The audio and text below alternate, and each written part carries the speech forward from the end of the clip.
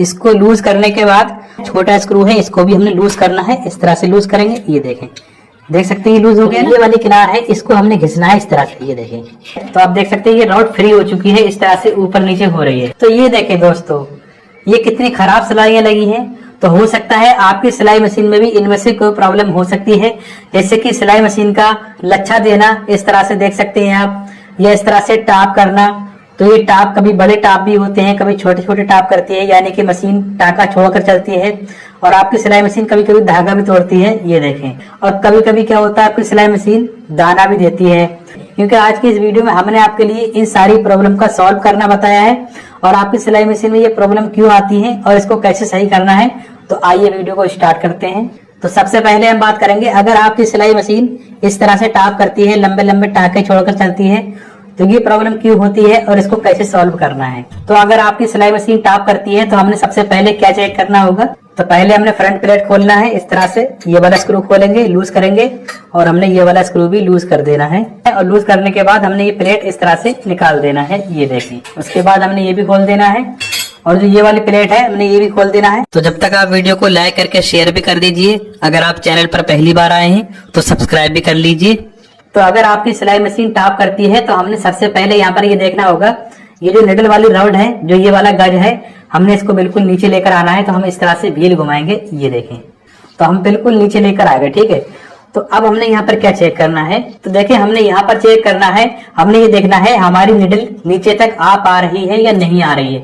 क्योंकि होता क्या है, मशीन चलते चलते कई बार हमारी निडल ऊपर हो जाती है, यानी कि जो ये वाला गज होता है ना, तो ये कभी कभी किसी वजह से मोटा कपड़ा आने की वजह से ऊपर को उड़ जाता है और आपकी निडल ऊपर को उड़ जाती है। तो इस वजह से आपकी सिलाई मशीन टाप करती है। तो अगर मैं यहाँ पर चेक कर पा रहा हूँ तो हमारी निडल इस तरह से नीचे को यहाँ पर दिख रही है। तो यहाँ पर आपकी निडल करीब 1 सूत या 1.5 सूत नीचे को होनी चाहिए यहाँ से, ठीक है। अगर यहाँ से 1 या 1.5 सूत ऊपर को नहीं है, आप इस तरह से पेचकस से टच करके देख सकते हैं, ये देखें। तो यहाँ पर ये टच हो रही है, तो यहाँ पर ये निडल तो सही है। अगर मान लीजिए यहाँ से आपकी निडल ऊपर है, तो आपने इसको नीचे लेकर कैसे आना है, क्योंकि अगर ये निडल नीचे नहीं होगी तो आपकी मशीन धागा भी नहीं उठाएगी। तो हमने यहाँ पर इसको नीचे कैसे लाना है, तो अगर आप यहाँ पर ध्यान से देखेंगे तो यहाँ पर एक स्क्रू दिया गया है। तो हमने इस वाले स्क्रू को यहाँ से खोलना है, यानी कि लूज करना है। तो ये स्क्रू लूज करने के बाद अब मैं आपको दिखाना चाहूंगा, जो ये वाली रॉड है, तो आप देख सकते हैं ये रॉड फ्री हो चुकी है, इस तरह से ऊपर नीचे हो रही है, ये देखें। सबसे पहले आपने व्हील घुमाना है इस तरह से, जो ये वाला पार्ट हिल रहा है, ये देखें, ये इस तरह से ऊपर नीचे हो रहा है ना। तो सबसे पहले हम इस पार्ट को नीचे लेकर आएंगे। तो इस तरह से ये पार्ट ऊपर को नहीं होना चाहिए, बिल्कुल नीचे होना चाहिए, ये देखें। अब ये नीचे हो चुका है ना। अब हमने निडल को इस तरह से नीचे लेकर आना है, और हमने यहाँ पर चेक करना है, जिस तरह से मैंने आपको बताया था, ये निडल यहाँ से करीब 1 या 1.5 सूत नीचे दिखनी चाहिए। तो इस तरह से हम निडल को नीचे लेकर आएंगे, ये देखें। तो निडल की नोक जो है, निडल का पॉइंट जो है, करीब 1 या 1.5 सूत यहाँ पर नीचे दिखना चाहिए, ठीक है। उसके बाद आपने सेम पहले की तरह यहाँ से इस वाले स्क्रू को टाइट कर देना है, ये देखें। अब ये बिल्कुल भी ऊपर नीचे नहीं हो रहा है।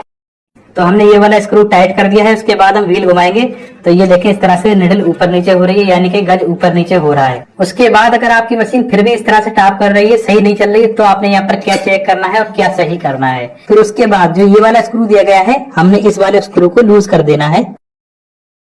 इसको लूज करने के बाद जो ये वाला बॉस है, इसमें भी यहाँ पर स्क्रू दिया गया है, छोटा स्क्रू है, इसको भी हमने लूज करना है। इस तरह से लूज करेंगे, ये देखें, देख सकते हैं ये लूज हो गया ना। इसको हमने साइड से कर देना है। अब जो ये वाला बॉस है ना, तो इसको हमने थोड़ा सा इधर के लिए खिसकाना है, क्योंकि होता क्या है, कभी कभी हमारे शटल की नोक निडल से थोड़ी दूर हो जाती है, तो इस वजह से आपकी मशीन टाप करती है और ऊपर को धागा भी नहीं उठा पाती है। तो देखें, इसके लिए हमने क्या करना होगा, उसके लिए हमने यहाँ पर पेचकस रखना है, इस तरह से छोटा वाला पेचकस लेंगे। फिर हमने हथौड़ी लेना है और यहाँ पर मारना है, इस तरह से मारेंगे, ये देखें। तो इस तरह से थोड़ी मारेंगे, तो ऐसे करने से क्या होगा, ये जो बॉस है ये थोड़ा आगे को खिसक जाएगा और आपके शटल की नोक निडल की नोक से मिल जाएगी और कोई भी गैप नहीं रहेगा। उसके बाद अब मैं आपको दिखाना चाहूंगा, अभी ये जो हमने शटल के बॉस पर ठोक लगाई है, तो ये हमने क्यों लगाई है। होता क्या है, कई बार ये जो शटल की नोक होती है ना, तो ये निडल से थोड़ी दूर हो जाती है, बीच में गैप हो जाता है, तो इस वजह से आपकी मशीन टाप करती है और धागा भी तोड़ती है। तो हमने शटल को इसीलिए आगे को थोड़ा सा ठोका है, ताकि शटल थोड़ा करीब में आ जाए और आपकी मशीन टाप ना करे। तो बस आपने यहाँ पर यही देखना है, यहाँ पर सेटल और स्प्रिंग के बीच में गैप नहीं होना चाहिए, यानी कि आपकी निडल और सेटल आपस में टकराना भी नहीं चाहिए और बीच में गैप भी नहीं होना चाहिए। अगर आप ये जानना चाहते हैं पुराने सेटल की टाइमिंग कैसे मिलाई जाती है, न्यू सेटल कैसे लगाया जाता है, तो इस टॉपिक पर हमारे चैनल पर वीडियो पहले से अवेलेबल है, तो वो वीडियो आप जाकर देख सकते हैं। अब बात करते हैं, अगर आपकी सिलाई मशीन बार बार धागा तोड़ती है तो ये मशीन धागा क्यों तोड़ती है और आपको क्या सेटिंग करना है जो आपकी मशीन धागा ना तोड़े। तो आपने क्या करना होगा, यहाँ पर उंगली रखना है इस तरह से और आपने धीरे धीरे इस तरह से टच करना है। तो यहाँ पर आपने ये फील करना है, अगर आपको लग रहा है कि आपके उंगली पर इस तरह से यहाँ पर कुछ टच हो रहा है, जैसे कि यहाँ पर चिकनावट नहीं है, तो समझ लीजिए यहाँ से आपका सेटल में थोड़ी सी प्रॉब्लम है। आपने यहाँ पर इसको घिसना होगा, तो इसके लिए हमने रेती ले लेना है। अगर आपके पास ये रेती नहीं है तो आप ये वाली रेती ले सकते हैं। ये देखें, ये छोटी रेती होती है। अगर आपके पास ये भी नहीं है तो आप ये रेगमाल ले सकते हैं, ये मार्केट में बहुत ही आसानी से मिल जाता है। तो जो ये वाली किनार है इसको हमने घिसना है इस तरह से। ये देखें, ज्यादा जोर से नहीं घिसेंगे, इस तरह से घिसेंगे हम। ये देखें, और जो ये किनार है ना, इसकी नोक है, इसकी नोक को भी सही से बना लेंगे इस तरह से घिसकर। ज्यादा नहीं घिसना है, तेजी से नहीं घिसेंगे, ठीक है।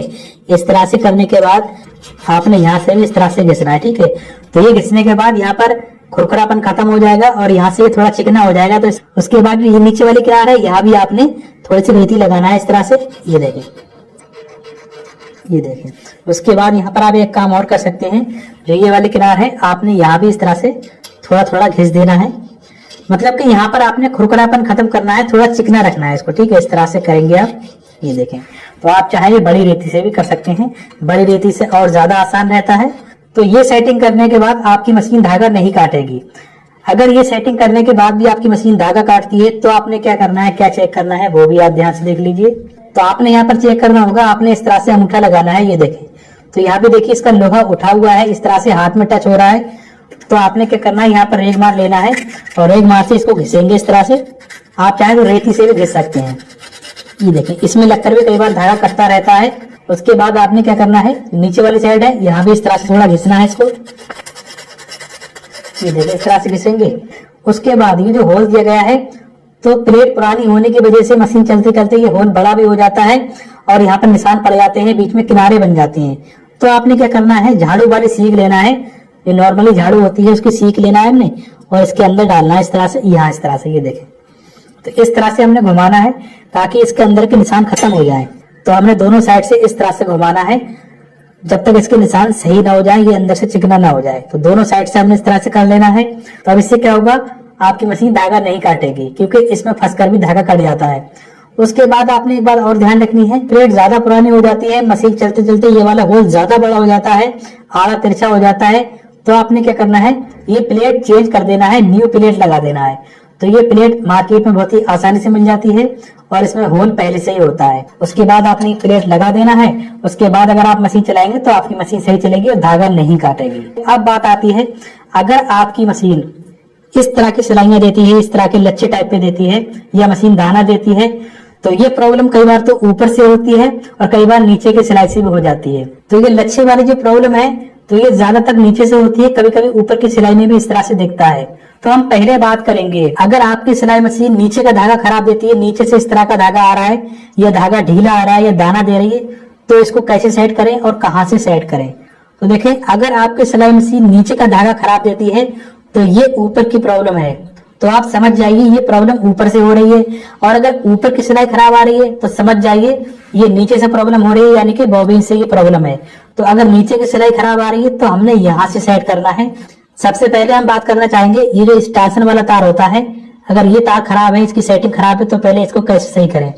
तो जब हम स्टिचिंग करते हैं तो ये तार इस तरह से ऊपर नीचे होता है, इस तरह से। ये देखें, तो स्टिचिंग करते करते कभी कभी ये तार इस तरह से ऊपर ही रह जाता है, नीचे को नहीं आता है, और कभी कभी ये तार बहुत ज्यादा नीचे को हो जाता है। ये देखें, इस तरह से। और कभी कभी ऐसा भी होता है, मशीन चलते चलते ये धागा साइड को इस तरह से बाहर निकल जाता है, कभी इधर को बाहर निकल जाता है अंदर वाली साइड में, कभी बाहर को निकल जाता है। तो अगर आपका धागा इस तरह से बाहर को निकल रहा है या इधर को निकल जा रहा है, तो आपने क्या करना है, इस तार को पकड़ना है इस तरह से और यहाँ से दबा देंगे। इस तरह से दबाने के बाद आपका धागा बाहर को नहीं निकलेगा और मशीन भी सही चलेगी। अगर ये तार ऊपर को रुक जा रहा है या ज्यादा लूज है या नीचे को रुक जा रहा है, तो आपने क्या करना है, देखिए यहाँ पर एक स्क्रू दिया गया है। ये देखें, यहाँ पर स्क्रू को हमने इस तरह से लूज कर लेना है। ये देखें, उसके बाद हमने पेचकस लेना है और यहाँ पर इस तरह से फंसाना है। ये देखें, तो आप देखिए, हम जैसे ही पेचकस घुमाएंगे इस तरह से, ये देखें ये तार इसका ऊपर को जा रहा है, ये देखें इस तरह से ऊपर को जा रहा है ना। और जब हम इस तरह से पेचकस को नीचे करेंगे तो ये तार नीचे को आ रहा है, ये देखें ये नीचे हो गया। तो देखिए हमने इस तार को यहाँ पर लेकर आना है इस तरह से। अगर ये तार ऊपर को रुक जा रहा है, ये नीचे है, तो आपने यहाँ से घुमाकर सेट कर दे रहा है इस तार को इस तरह से। तो आपने यहाँ पर सेट नहीं करना, तो ये तो पहले ऊपर आ गया, ये देखिए ऊपर का ऊपर ही रह जाएगा, नीचे नहीं आएगा। तो आपने इस तरह से घुमाना है इधर के लिए। देखें ये देखें ये तार इस तरह से नीचे आ गया, ये देखें। तो आपने यहीं पर लाकर रोकना है इस तार को। आप इस साइड में देख लीजिए, यहाँ पर आपने ये वाला स्क्रू टाइट कर देना है इस तरह से, ये देखें। तो हमने इस तार को ऊपर किया, छोड़ा नीचे आ गया, छोड़ा नीचे आ गया। तो कभी कभी यही होता है कि तार ऊपर रह जाता है, नीचे नहीं आता है। तो अब तार की सेटिंग तो आप समझ ही गए होंगे। अब बात करते हैं, अगर आपकी मशीन नीचे का धागा सही नहीं दे रही है तो आपने क्या करना है, ये वाली प्लेटें होती हैं, प्लेट के बीच में आपने फूंक मारना है इस तरह से। इसके बीच में जो भी कचरा वगैरह होगा वो साफ हो जाएगा। कई बार क्या होता है धागा फंस कर आता है तो आपकी मशीन सही नहीं चलती है। और ये जो प्लेटें हैं, प्लेटों के बीच में आपने 2 बूंद ऑयल भी डाल देना है। उसके बाद अब आपने यहाँ पर धागा कितना टाइट रखना है, कितना लूज रखना है वो समझ लीजिए। तो जो ये वाला स्क्रू दिया गया है, इससे आपका धागा टाइट होता है और लूज होता है। इधर को धागा टाइट होगा और इधर को लूज होगा। तो आपने कितना टाइट रखना है, तो यहाँ पर आपने चेक करना है, धागा ज्यादा लूज भी नहीं होना चाहिए और धागा ज्यादा टाइट भी नहीं होना चाहिए, ठीक है। और यहाँ पर आपने ये भी नोट करना है, धागा झटके से तो नहीं आ रहा है, फंसकर तो नहीं आ रहा है। तो आपने यही सेटिंग करना है, नीचे की सिलाई सही हो जाएगी। अब बात करते हैं, अगर आपकी मशीन ऊपर की सिलाई खराब दे रही है तो आपने क्या करना है। तो दोस्तों ये प्रॉब्लम है बॉबिन की, यानी कि डिब्बी की। तो देखिए हमने कैसे पता लगाना है कि हमारी बॉबिन सही है कि नहीं है। तो देखिए अगर हम इस तरह से पकड़ते हैं ना, तो देखिए धागा इस तरह से उठा चला आ रहा है और बॉबिन वही की वही है। तो इसका मतलब कि धागा लूज है। तो होते क्या है, कई बार हम यहाँ से धागे को ज्यादा टाइट भी कर देते हैं, फिर भी हमारा धागा लूज रहता है और धागा टाइट नहीं हो पाता है। कई बार ऐसा भी होता है यहाँ से धागा झटके से आता है, यानी कि फंसकर आता है। तो इस वजह से मशीन सही नहीं चलती है। तो सबसे पहले हमने क्या करना होगा, यहाँ से पेचकस डालेंगे। ये जो पत्ती होती है ना, इस पत्ती में यहाँ से इस तरह से पेचकस डालेंगे यहाँ से, और हमने इसमें फूंक मारनी है पत्ती के बीच में। इसके बीच का कचरा साफ कर देना है। उसके बाद यहाँ भी आप 2 बूंद ऑयल डाल दीजिए, ठीक है। उसके बाद ये वाले पेच कसने के बाद भी आपका धागा टाइट नहीं हो पा रहा है, लूज है, तो आपने क्या करना होगा, ये दोनों स्क्रू अलग करने हैं और जो ये पत्ती होती है, इस पत्ती को निकालकर इस तरह से मोड़ देना है, इस तरह से दबा देना है। तो ये दबाने के बाद आपने दोबारा से ये वाले स्क्रू कस देना है, यानी कि पत्ती लगा देना है। तो आपका धागा टाइट हो जाएगा, ठीक है। तो आपने यहीं से इस तरह से टाइट कर देना है। उसके बाद अब बात आती है धागा कितना टाइट होना चाहिए, कितना लूज होना चाहिए। सबसे पहला काम तो ये होना चाहिए, आपने यहाँ से धागा मीडियम रखना है, ना ज्यादा टाइट रखना है, ना ज्यादा लूज रखना है। उसके बाद आपने यहाँ पर ये चेक करना होगा, आपने जितना टाइट ये वाला धागा रखा है उतना ही टाइट आप बॉबिन का धागा रखेंगे। आप इस तरह से दोनों धागे पकड़ेंगे और यहाँ से आप एक साथ दोनों धागे खींचेंगे। तो यहाँ से आपको अंदाजा लग जाएगा, पता लग जाएगा कि कौन सा धागा टाइट है, कौन सा लूज है, या दोनों एक जैसे हैं। तो आपने दोनों धागों को सेम रखना है, एक जैसा रखना है।